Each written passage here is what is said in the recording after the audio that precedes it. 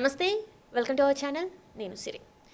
మనం చూసుకున్నట్టయితే యుద్ధ వాతావరణం నుంచి మొత్తానికైతే బయటపడ్డామేమో అనిపిస్తుంది. ఎందుకంటే ఫ్యూయల్ రేటే కావచ్చు, లేకపోతే నిత్యావసర సరుకుల రేటే కావచ్చు, ఏది చూసుకున్నట్టు మరీ ముఖ్యంగా చూసుకున్నట్టయితే మహిళలకి ఇష్టమైన బంగారం రేటే కావచ్చు, ఇవన్నిటికి చాలా వరకు మొత్తం ఆకాశాన్ని అంటాయని కాదు, ఇంకా మించి వెళ్ళిపోయిందనే చెప్పుకోవాలి.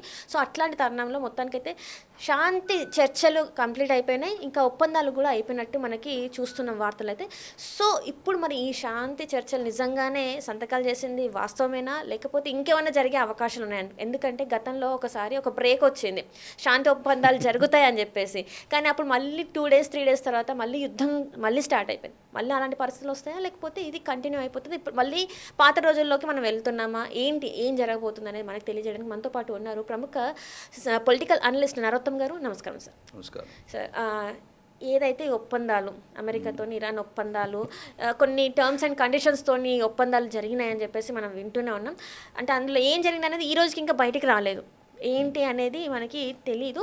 సో ఇది ఇక్కడి వరకైనా, లేకపోతే మళ్ళీ అనే అవకాశం ఉందంటారా? అదే గాల్లో ఒప్పందాలు ఇవి. గాల్లో ఒప్పందాలు, గాల్లో దీపం లాగా గాల్లో ఒప్పందాలు. ఇట్స్ బేసికలీ కాన్ఫ్లిక్ట్ చూసుకున్నారనుకోండి, it's a 3-way conflict. First ఏంటి, ఇజ్రాయెల్ ఇరాన్ ఏంటి, అదేంటంటే దట్ ఈస్ బేసికలీ ఆధిపత్య పోటీ. అక్కడ ఇరాన్ పైచేయి సాధించిందంటే ఆ రీజన్ మొత్తం Iran will take over. Israel పైచేయి సాధించిందంటే Israel still wants maintain, Israel ఇప్పుడు మొత్తం రూల్ చేసేది అక్కడ. Israel still wants maintain status quo. అది ఇంకో కాన్ఫ్లిక్ట్ ఏంటి, ఇంకో ప్రాబ్లం ఏంటి, US-Iran relations. US wants to control the oil market. Iran దానికి కట్టడేస్తుంది. Iran is siding with the Russian and ఇది చైనీస్, మెయిన్గా చైనా. దీంతో మొత్తం Iran is tying up strategically. ఇప్పుడు ఇది అమెరికాకి problem. That is the problem, conflict. ఇది ఒకటి. ఈ 2 కాన్ఫ్లిక్ట్స్ కాకుండా మూడో కాన్ఫ్లిక్ట్ ఒకటి ఉంది, ఇజ్రాయెల్ హెజ్బొల్లా. ఇరాన్ ఏం చేసిందంటే తను డైరెక్ట్గా కన్ఫ్రంట్ చేసుకోకుండా లెబనాన్లో హెజ్బొల్లాని పెట్టుకుంది, కొన్ని సిరియాలో మిలిటియా గ్రూప్స్ పెట్టుకుంది. ఒక్కొక్క చోట వాళ్ళు ఒక సంస్థలను పెట్టుకుని నడిపిస్తుంది. హెజ్బొల్లా, ఇజ్రాయెల్ వచ్చేసి ఇరాన్కి కూడా భయపడదు, హెజ్బొల్లాకి భయపడుతుంది. ఎందుకంటే ఇరాన్ దూరంలో ఉంది, కొంచెం డిస్టెన్స్లో ఉంది. హెజ్బొల్లా లెబనాన్ ఎక్కడ ఉంది, పక్కనే ఉంది. రాము అని చెప్పేసి వాళ్ళు కరకండే చెప్పేస్తున్నారు, కానీ ట్రంప్కి అది నచ్చట్లేదు అని చెప్పేసి మాట్లాడుతున్నారు కదా. ఎవరు రామని? ఇప్పుడు ఏదైతే లెబనాన్ నుంచి వెళ్ళి ఆ స్థావరాల నుంచి వెళ్ళి బలగాలు వెనక్కి రావాలి అని ట్రంప్ అడుగుతున్నాడు, కానీ మేము రాము అని చెప్పేసి వాళ్ళు చెప్తున్నారు కదా. సో అక్కడ అభిప్రాయ భేదాలు వచ్చాయని చెప్పేసి కూడా మళ్ళీ వినిపిస్తుంది. ఎవరు అనేది ట్రంప్ అంటే వీళ్ళు వచ్చేస్తారా? ట్రంప్ ఆయనకు కావాల్సిన అంటూనే ఉంటాడులే. ఆయన కావాల్సినప్పుడు ఇండియా ఫ్రెండ్ అంటాడు, మోడీ ఫ్రెండ్ అంటాడు, కావాల్సినప్పుడు ఇట్లా ప్రాపర్ అపరిచితుడు ట్రంప్ అన్నవాడు. క్లియర్గా కనబడుతుంది. ఇప్పుడు ఈ కాన్ఫ్లిక్ట్లో చూసుకుంటే హెజ్బొల్లా ఎవరు? హెజ్బొల్లా ఇస్ నో బడీ, ఇరానే. ఇరాన్ ఒక ప్రాక్సీ. వాళ్ళు అక్కడ పెట్టుకొని ఇజ్రాయెల్ని రోజు భయపడిస్తూ ఉంటారు వాళ్ళకి. ఎందుకంటే ఆర్సనల్ ఎక్కువ, మిజైల్ ఆర్సనల్ చాలా ఎక్కువ హెజ్బొల్లా దగ్గర. అది ఇమీడియట్గా ఉంది. ఇప్పుడు ఈ అవసరమైతే ఏదైనా తేడా వచ్చిందంటే ఫస్ట్ ఇక్కడ నుంచి వేస్తారు. డేవిడ్ స్లింగు, ఈ అయన్ డోము, ఇవేవి ఆపలేవు. వాళ్ళ అక్కడ ఆర్సనల్ అక్కడ నుంచి డ్రోన్స్ ఇంకా స్టార్ట్ చేశారంట. అదొకటే కాదు, గ్రౌండ్ లెవెల్ కాన్ఫ్లిక్ట్ కూడా మొదలు పెడతారు హెజ్బొల్లా. అర్థమైంది? ఇది భయం ఇజ్రాయెల్కి. ఫస్ట్ అది కాదు. ఇప్పుడు శాంతి ఒప్పందాలు యుఎస్కి ఇరాన్కి జరిగింది అనుకోండి, అక్కడ జరుగుతుంది. కానీ కాన్ఫ్లిక్ట్ ఎక్కడ, ఎవరికి మధ్యలో? ఇరాన్కి ఇజ్రాయెల్కి. ఓకే, ఇజ్రాయెల్ ఇరాన్ కూడా శాంతి ఒప్పందాలు చేసుకున్నారు అనుకోండి, కింద ఇంకా 3rd లేయర్ ఎవరికి ఫైటు? ఇజ్రాయెల్కి హెజ్బొల్లాకి.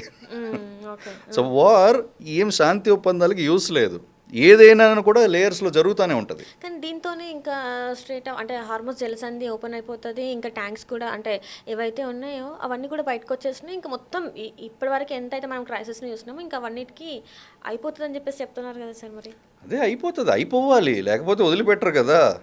యుఎస్ని వదిలిపెట్టరు, ఇరాన్ని వదిలిపెట్టరు. ఎందుకంటే this not just effecting US economy and Iran economy ఒకటే కాదు, ప్రపంచ దేశాల ఎకానమీని ఎఫెక్ట్ అవుతుంది. అందరూ కూడగట్టి వీళ్ళిద్దరు కూడా మమ్మల్ని చంపుతున్నారని చెప్పి వదిలిపెట్టరు. So many diplomatic channels behind the screens చాలామంది పనిచేస్తారు కదా. ఇప్పుడు ఇరాన్ మామూలుగా కాదు, ఇదొకటే కాదు, ఏకంగా మొత్తం డేటా సెంటర్స్ మీద కొడతానన్నాడు, కమ్యూనికేషన్ ఛానల్స్ మీద కొడతానన్నాడు. ఇవన్నీ చాలా బిగ్ థ్రెట్స్. ప్రపంచమే స్తంభించిపోతుంది కదా, మీ గొడవలకి మా జీవితాలు ఎందుకు పరంగా పెడతారు అని చెప్పి అందరు దూరుతారు. సో ఖచ్చితంగా it has to come to a stand still. ఈ స్టాండ్ స్టిల్, ఈ వార్ స్టాండ్ స్టిల్ వచ్చే సమయంలో ఎవరు ఏ స్థానం తీసుకోవాలి, ఎందుకంటే తర్వాత మారదు, తీసుకోవాలి. ఇప్పుడు ఇరాన్కి ఏం కావాలి, తన సెక్యూరిటీ కావాలి, వీళ్ళ దగ్గర నుంచి మాకు ఇంక నుంచి థ్రెట్స్ ఉండకూడదు అంటున్నాడు. నెంబర్ 2, రెజ్యూమ్ చేంజ్ వాళ్ళకి భయపడేది. మా ఇండిపెండెన్స్ మాకు ఇవ్వాలి, రెజ్యూమ్ చేంజ్ అన్నది ఉండకూడదు, మా రెజ్యూమ్ మాకు కంటిన్యూ అవ్వాలి. మీరు లోపలికి వచ్చి మీరు ఇప్పటి నుంచి ఇప్పుడు స్టేటస్కి వచ్చేసారు, స్ట్రైట్ ఆఫ్ హార్మోస్ మేమే కంట్రోల్ చేస్తాం, ఇంతవరకు మేమే కంట్రోల్ చేస్తాం, ఇప్పుడు మేమే కంట్రోల్ చేస్తాం అన్నది బ్యాక్ ఛానల్ టాక్స్. వీళ్ళు ఈ స్టాండ్ మీద ఉన్నారు. ఇజ్రాయెల్ ఏమంటుంది, ఇజ్రాయెల్ యుఎస్ ఏమంటారు, మీరు ఏమైనా చేయండి, అక్కడ మీ దగ్గర న్యూక్లియర్ ప్రోగ్రామ్ అన్నది ఆపేయాలి, నంబర్ 1. నంబర్ 2, మీరు హార్మోస్ జలసంధి మీద మీరు టోల్ ట్యాక్స్లు ఇవన్నీ ఇట్టాలు పెట్టుకోవద్దు. ముందు మీదే కంట్రోల్, ముందు లేదు కదా ఇప్పుడు వేయద్దు అంటే వీళ్ళేమంటారు, ఇప్పుడు వేయాలి ఎందుకంటే మేము మాకు డ్యామేజ్ అయింది కదా, దానికి ఎవరు కడతారు, దానికి ఇది ఇంప్లిమెంట్ చేస్తున్నాం అంటారు వీళ్ళది. ఇది బేసికలీ ఏంటంటే ఫ్యూచర్ కంట్రోల్ కోసం ఆధిపత్య పోరే ఈ డిప్లొమాటిక్ బ్యాక్ టాక్స్. ఏదో వార్ ఆగటానికి కదా, వార్ జరుగుతుంది. హార్మోస్ జలసంధి, strait of Hormuz will open. Pressure from other countries, it will definitely open, it has to open, but the war will continue. War ఆగదు, ఎందుకంటే ఇరాన్ వచ్చేసి తన న్యూక్లియర్ ప్రోగ్రామ్ని ఆపదు. The day Iran becomes nuclear power, middle east ఈక్వేషన్సే మారిపోతాయి. ఇరాన్కి Israel ఒకటే కాదు threat, Saudi Arabia is a threat, UAE is a threat. అందరూ ఏంటి ఏకమైపోయారు. ఇజ్రాయెల్, ఇరాన్ ఒక షియా డామినేటెడ్ స్టేట్, వీళ్ళందరూ సున్నీ డామినేటెడ్ స్టేట్స్. ఒక షియా డామినేటెడ్ స్టేట్ అంత పెద్దగా ఎట్లా ఎదుగుతుంది అన్నది జీర్ణించుకోలేదు. అందుకు వీళ్ళందరూ ఇజ్రాయెల్ తోటి ఏకమయ్యారు. సో అందుకనే the moment Iran nuclear power అయ్యిందనుకోండి, మొత్తం ఇంకా అయన్ ఫిస్ట్ మొదలు పెడుతుంది. ఒక హెజ్బుల్లానే కాదు, ఇక్కడ సౌదీ అరేబియాలో పెడుతుంది, యుఏఈలో పెడుతుంది, మొత్తం అక్కడ అల్లకల్లోలం అవుతుంది, మొత్తం కంట్రోల్ తీసుకుంటుంది. అది ఇజ్రాయెల్ భయం. మీరు ఏమైనా చేయండి బాబు, మీరు ఫస్ట్ న్యూక్లియర్ వెపన్ మాత్రం మీరు పెట్టుకోవద్దు. ఇప్పటి వరకు అయింది చాలా అయిపోయింది, మేము ఇబ్బంది పడినాం. సో మీరు అలాంటిది కాకుండా ఉంటుందని మాకు మాట ఇస్తేనే ఈ శాంతి ఒప్పందాలకు రెడీ అవుతామన్నట్టు మాట్లాడారా, లేకపోతే ఎట్లా అంటారు మరి? అలాంటి వీళ్ళు ఆర్గ్యుమెంట్స్ చేస్తారు. ఇరాన్ దగ్గర న్యూక్లియర్ వెపన్స్ వచ్చేస్తే మొత్తం డిస్ట్రాయ్ చేసేస్తారు అని ఒక ప్రచారం చేస్తున్నారు. ఎందుకు చేస్తారు? మీ దగ్గర న్యూక్లియర్ వెపన్ ఉంది కదా. Israel also has a secret nuclear program ఉంది. లేదని కాదు, they have not declared. CTBT మేము సైన్ చేయలేదు, but they don't declare. But very clear theories they have a nuclear arsenal. America ఉంది వెనకాల, America is nuclear country. So what is stopping you? అక్కడ nuclear power ఉంటే వాడు nuclear weapon వేసాడంటే మీరు వేస్తారు, వాడికి తెలుసు అది. సో ఇట్ గివ్స్ బ్యాలెన్స్ కదా. మీరు why do want to strategically stop that? Why? ఎందుకంటే it is in the interest of America, it is the interest of Israel. ఇప్పుడున్న ఆధిపత్యం అట్లానే కంటిన్యూ అవ్వాలి. పెట్రో డాలర్ ఉంది, ఈ పెట్రో డాలర్ తోటి రన్ చేస్తున్నాడు వాడు ఎకానమీని. American economy is running on petrodollar. దీని మీదే వాడు అసలు కంటిన్యూ అయ్యేది. ఇప్పుడు పెట్రో డాలర్కి ముప్పు కదా.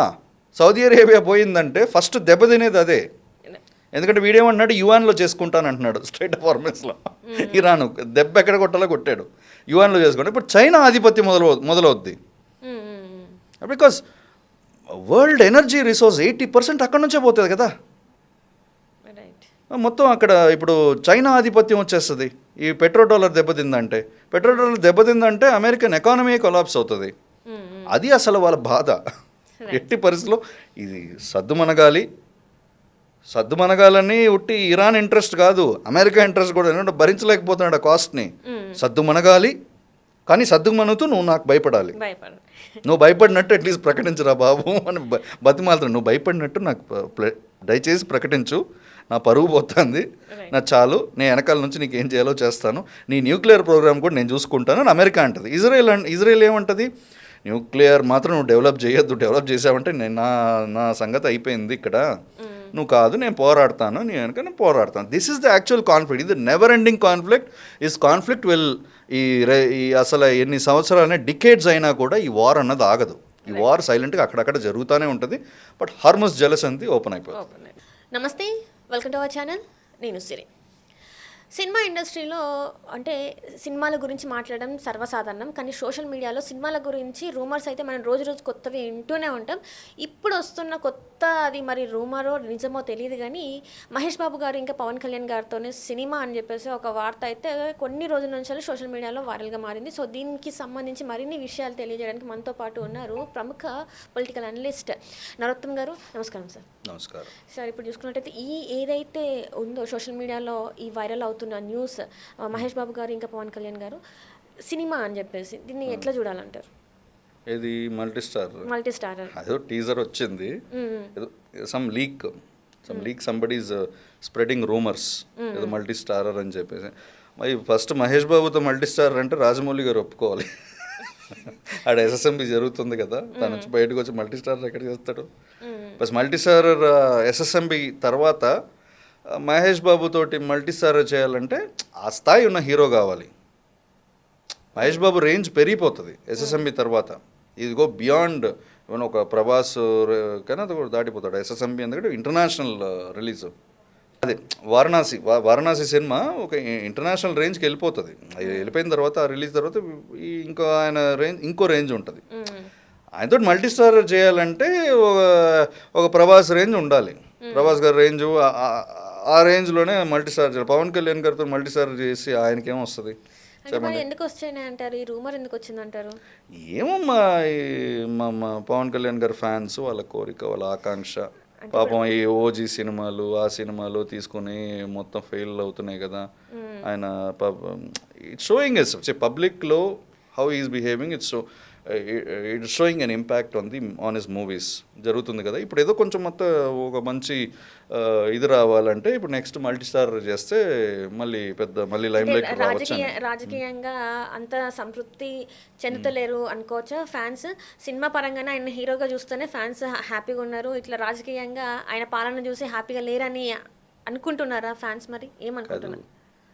రాజకీయంగా కదా ఆయన్ని మీ ఫ్యాన్స్ డైజెస్ట్ చెప్తున్నాను, ఆయన చెడగొట్టద్దు ఇటువంటి లీక్స్ ఇటువంటివన్నీ చేసి. ఎందుకంటే రాజకీయంగా మల్టీ స్టారర్లోనే ఉన్నాడు ఆయన. కూటమి మల్టీ స్టారర్. సినిమాలో అయినా కొంచెం మంచిగా ఇండివిజువల్గా రాణించాడు, మంచి మంచి హిట్స్ ఉన్నాయి, మంచి ఒక ఇండివిజువల్గా ఒక పేరు ఉంది. దాంట్లో కూడా మల్టీ స్టారర్లు చేసి ఆయన ఇంకా చెడగొట్టదు ఇంకా. అండ్ ఐ డోంట్ థింక్ ఇదంతా ఇది ఓన్లీ ఒక రూమర్. ఒక పవన్ కళ్యాణ్ ఫ్యాన్ ఒక ఆకాంక్ష ఉంటుంది అంతే. పవన్ కళ్యాణ్ గారి ఫ్యాన్స్ ఉంటారు కదా, వాళ్ళ ఆకాంక్ష. ఇంకా అంటే ఇప్పుడు ఏపీ డిప్యూటీ సీఎం అయ్యారు, ఆ తర్వాత 2 సినిమాలు వచ్చినాయి, కానీ ఇక ముందు కూడా సినిమాలు ఆయన నుంచి మనం ఎక్స్పెక్ట్ చేయొచ్చు అంటారా? అవి అంతలా ఆడతాయి అంటారా? ఆడతాయో మనకు తెలియదు, కానీ మంచి సినిమా తీస్తే ఆడుతుంది, ఎందుకు ఆడదు? ఇప్పుడు త్రివిక్రమ్ గారు తీసిన అత్తారింటికి దారేడ ఆడలేదా, లేకపోతే జల్సా ఆడలేదా? అంటే అవి రెండని చెప్పుకోవాలా? అంటే రెండే చెప్పుకోవాలంటే గబ్బర్ సింగ్ ఆడింది, గబ్బర్ సింగ్ ఉంది, తమ్ముడు ఉంది. తమ్ముడు అంతకు ముందు ఖుషి ఉంది. ఖుషితోనే కదా తనకి అంతగా క్రేజీ స్టార్ట్ అయింది, అంతకుముందు కాదు. ఖుషి కాదు, లేదు. తొలి ప్రేమ ఇండస్ట్రీ బ్లాక్ బస్టర్. తొలి ప్రేమ, సుస్వాగతం, తమ్ముడు ఆ ఒక స్టార్టింగ్లో వచ్చి, తర్వాత జానీ ఇవన్నీ మొదలుపెట్టారు. ఆయన సొంత ఇది మొదలుపెట్టాడు, అక్కడ పోయింది. తర్వాత మళ్ళీ జల్సాతోటి కొంచెం మళ్ళీ కొట్టుకుంటూ వచ్చారు, మళ్ళీ పోయింది. మళ్ళీ it is spilling over your public image, political journey is spilling over into your films also. So you have to make a choice, films or politics. రెండు పడాల మీద కాలు పెట్టి నడపలే, ఎవరు నడవలేరు. Yes to take a choice. అందుకనే చూస్తున్నారు కదా, పాలిటిక్స్కి వచ్చినప్పుడు మీరు స్టార్గా ఉన్నప్పుడు అందరూ ప్రేమిస్తారు, మీకు ఫ్యాన్స్ ఉంటారు. మీరు ఒక పొలిటీషియన్గా మారినప్పుడు, అవతరించినప్పుడు సగం మంది వెళ్ళిపోతారు, సగం మంది మీకు యాంటీ అవుతారు, సగం మంది అన్నప్పుడు you have to take a choice. ఒక జర్నీ చేస్తున్నారంటే దాంట్లో వెళ్ళిపోవాలి. మళ్ళీ సినిమాలు తీసుకుంటారు, మళ్ళీ అదే హరిహర వీరమల్లు, భీమ్లా నాయక్, ఇలా ఓజీ ఇలానే ఉంటాయి. అంటే స్టోరీ సెలెక్షన్లో పొరపాటు జరుగుతుందంటారు? స్టోరీ సెలెక్షన్ పొరపాటునే కాదు. వన్స్ ఒక రాజకీయ నాయకుడుగా మిమ్మల్ని చూడటం మొదలుపెట్టారనుకోండి, మళ్ళీ సినిమాలోకి వెళ్ళిపోయి గ్లాసెస్ పెట్టుకొని మళ్ళీ అది హీరోయిన్లతో డాన్సులు ఆడి people can't see you that way. అది మీరు అర్థం చేసుకోవాలి. Make a choice, politics or cinema. Cinema అయిపోయింది, పాలిటిక్స్ అన్నారు, పాలిటిక్స్లో కంటిన్యూ అవ్వండి. మీరు ఉన్నంతనాలు మంచి పాలిటిక్స్ చేయండి. ఇప్పుడు మళ్ళీ మల్టీ స్టార్ మహేష్ బాబు పాపం ఆయన ఏదో ఈ స్థాయికి వచ్చాడు. ఆయనకున్న లిమిటెడ్, ఆయన అంటే is not an extremely talented actor like junior NTR or Allu Arjun ఇట్లా కాకపోయినా ఈజ్ అన్ ఎక్స్ట్రాడినరీ స్ట్రాటజిస్ట్. తన మూవీ క్యాల్కులేషన్స్ అని పర్ఫెక్ట్ చేసుకుంటూ ఈ స్థాయికి వచ్చాడు. ఇప్పుడు వారణాసి సినిమా రాజమౌళి తోటి తీసుకుని ఇంకో నెక్స్ట్ లెవెల్కి వెళ్ళబోతున్నాడు. ఆయనతోటి మల్టీ స్టార్ పెట్టి ఇదంతా మొత్తం గ్రాఫ్ని పడేయద్దు. Pavan Kalyan is different, Mahesh Babu is different. Right, thank you so much. Thank you.